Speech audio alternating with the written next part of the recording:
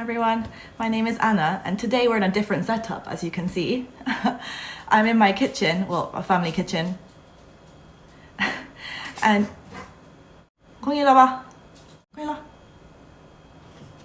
Bean wants to say hello. Hello. So today I'm in my kitchen because many people have asked me to make my own kimchi fried rice, and I am going to do that at the end of this video. But yesterday I found something quite funny. I typed in kimchi fried rice into YouTube so I can get the best recipe possible for this video. And then I found this video from a channel called Good Chef, Bad Chef, and it's two non-Asian people cooking kimchi fried rice. So I watched it, I thought it was really interesting. So I'm going to react to their video and give you my thoughts and opinions. So let's get into it. I've chosen this dish because I think kimchi is like the new olive. Some people like it, some people don't. You've got to kind of gradually keep trying it. Then one day, you cannot get enough of it. It might be new for them because they've recently been exposed to it or whatever, but obviously Koreans have been eating kimchi for generations. I don't even know how long. So it's not like this new trendy, like cool new food to eat. Yeah, and I'm offended by the olive comment because I hate olives. And it's very good for you as well. And it's very, very good for you. Fermented cabbage, really great for your guts, which is what we want because good gut health, good mental health. Now, I'd love you to just chop up the onion and the carrot. Now, with stir fries and things like that, you just want to make sure everything is quite small so that you can just shallow fry and cook it really nice and quick, and everything cooks at the same time. Carrot, she said they're going to chop up carrot to put in the kimchi fried rice. Take it from me as an authentic Korean person, nobody puts carrot into kimchi fried rice. I think their whole channel is about trying to make recipes healthy and things, but if you want authentic Korean fried rice, I will show you. Don't listen to them.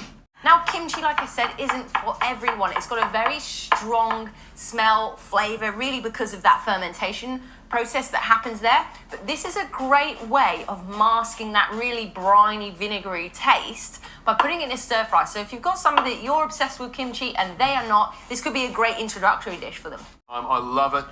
It is a strong flavour. It takes a while to get used to it if you haven't tried it before, but it is delicious. And it's more, I really think that it's keeping you alive a little bit more. So you could be adding 10 years onto your life by having it into your diet. So we want that. So I've just added a bit of extra virgin olive oil in there, and I'm just going to... Extra virgin olive oil. Not just olive oil, extra virgin. Extra virgin has the lowest smoke point out of all the oils. I don't even know if we have extra virgin olive oil in the house. I don't think so. For high heat cooking, don't use extra virgin olive oil. Microplane the garlic. And it's all about flavour, right? Soul food. Like, there is nothing bland about it. It's got packs of punch in most of the meals. Also, they're chopping up garlic and chili, which we don't put into kimchi fried rice. It's really simple ingredients, but yeah, don't follow this recipe. It's not authentic. Seoul, and I love all of the food there, especially the kimchi, my favourite thing. Bit of a buzzing city, I've heard. It's a huge city, huge modern city. I've never seen so many people in all my life. It is incredible. And the most important thing, they're really nice people and they love their food. Great. Bit of ginger, garlic, and now we have that lovely chili because we want a bit of... She also put ginger. No, don't put ginger. We don't do this. No ginger, no garlic, no chili. I'm going to show you later. Heat for our metabolism as well as we just love it, don't we? We do. Here we go with that one. Now, if you don't like a lot of chili, you can sort of hold it back a little bit, but you've really got to put chili Why in did it. you do that? Yeah. So that's our basis flavour. As it is for lots of stir fries, we want to make sure that we get nice seasoning so that everything tastes absolutely delicious. Now it's time for the kimchi. I'm just going to put it on the board here and just simply chop into it, so into little bite-sized amounts there.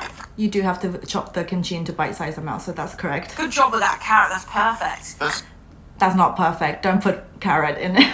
Do not put carrot. So it goes all the way through? Yeah. Oh, I can smell that kimchi. Now, I have cooked a little bit of rice just beforehand, and I've cooled it down just so that it can get a little bit more starchy. Now, I don't know about you, but fresh rice in a stir fry, it's delicious. Rice the next day can be even better. Yes. You know, at the Auntie Hersha, the original video, and she put just freshly cooked rice into the pan.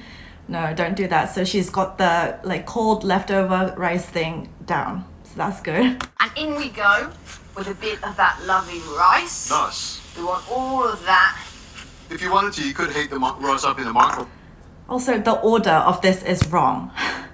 or steam it to start. You could do that too, most definitely. In we go with the kimchi. Now I'm just going to mix this around, and if you could just hand me a little more flavouring. Now we want to bring some salty element in here, so I've got the light soy here, about 3 tablespoons. Now light soy doesn't mean anything's been taken away or anything like that. It just means the consistency is nice and light, and I would say this is the most popular soy that people would be using. But I am also going to add a little bit of the thicker soy as well, which has got a bit more of a kind of caramel consistency. It actually has a bit of caramel or molasses in it traditionally. So we have a little bit of that. It's a bit of a richer kind of flavour, not as salty either. And I'm just going to put a little smidgen of sesame oil. We don't need much with that one. I'm going to keep that vegetarian oyster sauce for the next bit. So we're just going to fry that off there. You can chop those spring onions in, I can put that in as well. So this takes a couple of minutes to heat A up. couple of minutes, just to let that cook through. So while that is doing that, So the spring onion debate. I know, like Uncle Roger said, like you should already put spring onion as a garnish at the end. But for Koreans, like we like to first we put oil and then we chuck the spring onions in because that makes like the oil really flavorful. We just let that cook and it becomes like spring onion oil. So I guess you can add extra raw spring onion at the end as the garnish, but spring onion oil, we do that. just going to fry an egg. So just a little bit of extra virgin olive oil, just there, on a nice medium heat. Now, just on the top, I'm going to do something that traditionally would happen in Seoul, is they will have bean sprouts and they will just season them with delicious spices that we have just over here. So now I have a bit of sesame oil, just want a little bit of that there. Drops. That's it, a bit of dark soy, a bit of light soy, and then a bit of vegetarian oyster sauce, which is made out of mushrooms, which is brilliant. Yeah, like that. So in we go. Vegetarian oyster sauce that's made out of mushroom. That is not oyster sauce then, it's mushroom sauce. That is not even a thing in Korea. You can't find that in the shops. You can't buy that online. Let's see what she's gonna do with her mushroom sauce. With that, got some chili flakes and I've got some sesame seeds. I just want you to mix that through, if that's okay. I can do that. Just while we get this one here. Now, it doesn't matter if there's a little bit of charring on the rice or anything like that. I actually really love that. And because it's sticky rice, it does tend to... The color is all off. It's way too white. I can already tell that's going to be bland. do that.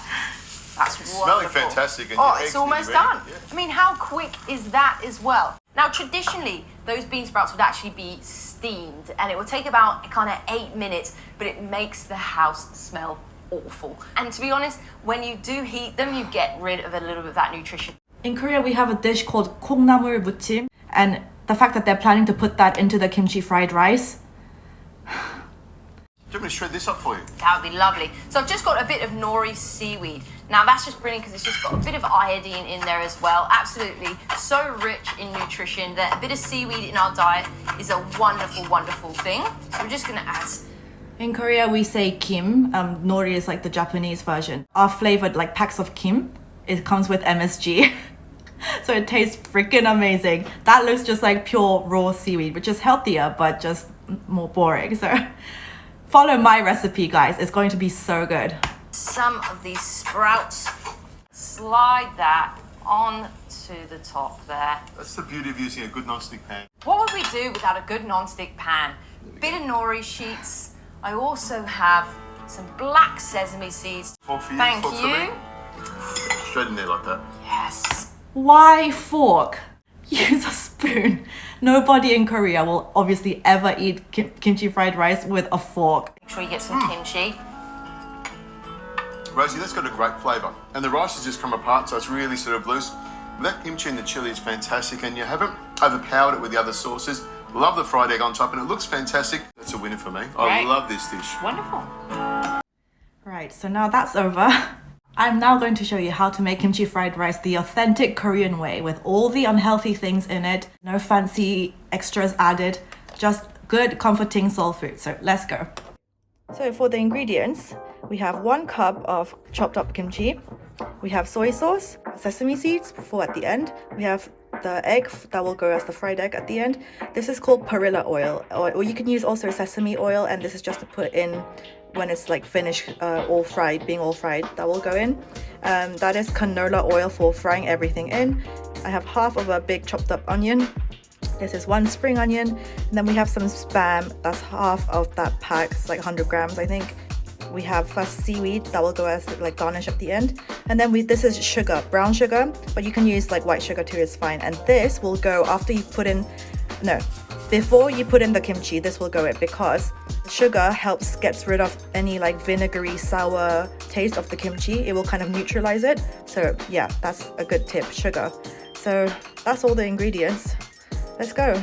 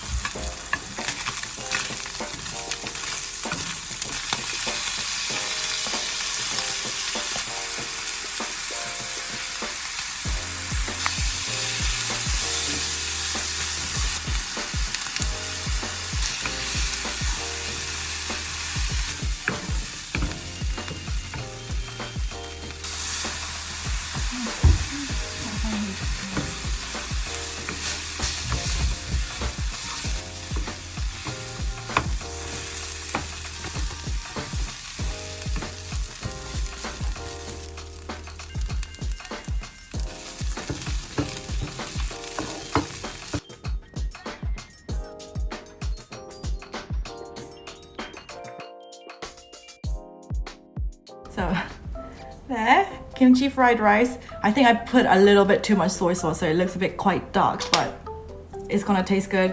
What you do with the fried egg, you yolk prawn.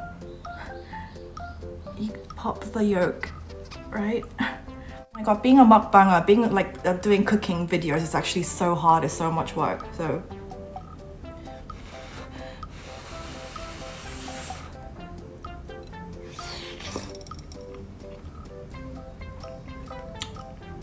oh my god. Even if I say so myself, this is amazing. I mean, but anyone can make this, it's super easy. Just follow my recipe. Don't bother with bean sprouts or anything like that. My attempt at being a mukbanger. They take massive bites like this.